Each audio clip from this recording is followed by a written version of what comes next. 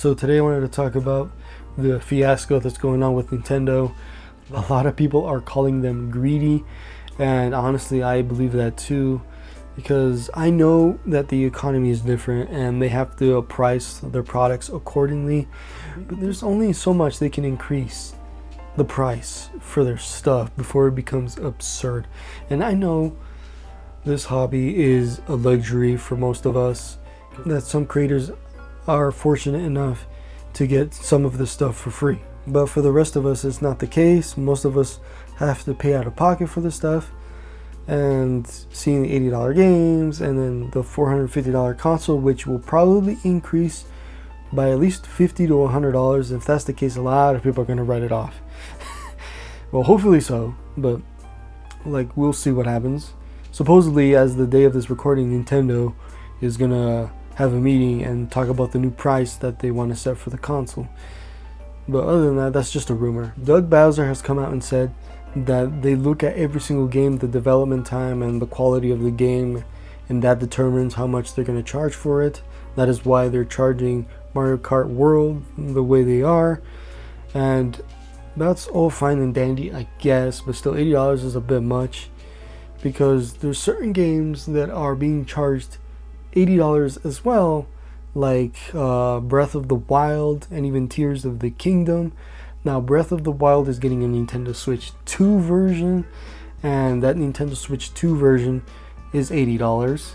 And here's the thing about the Breath of the Wild Switch 2 edition: it does not include the DLC that came out with it. You have to buy that separately if you want it, which is ridiculous.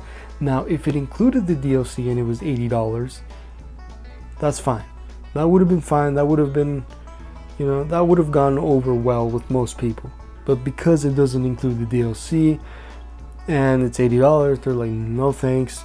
We're not paying an extra $10 for the extra frame rates, especially when other games that aren't getting Switch 2 editions but are getting free updates that will increase the frame rate and performance of the games. It's kind of ridiculous, but it is what it is, I guess. So there's speculation going around whether these Switch 2 editions are going to include the Switch 1 cart and the upgrade pack as a download code, or if it's all going to be on carts. Now there's reports saying that it's the Switch 1 with the upgrade pack, and there's another report saying no, you actually have the entire game on the cartridge as well as the upgrade pack on there.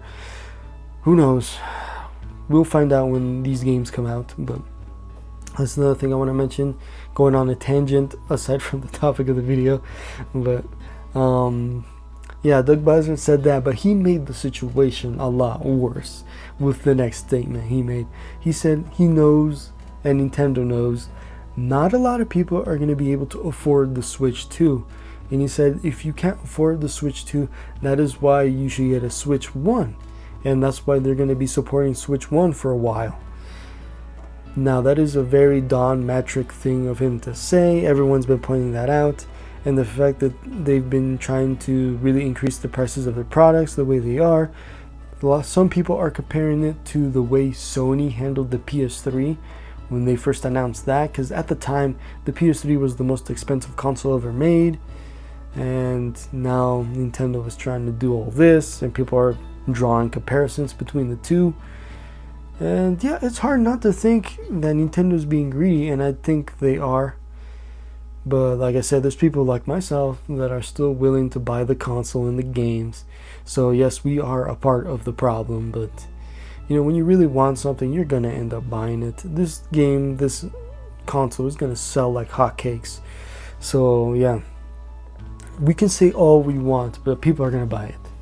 So yeah, I do think Nintendo is being greedy, and I am calling them out, but then again I am indulging in it.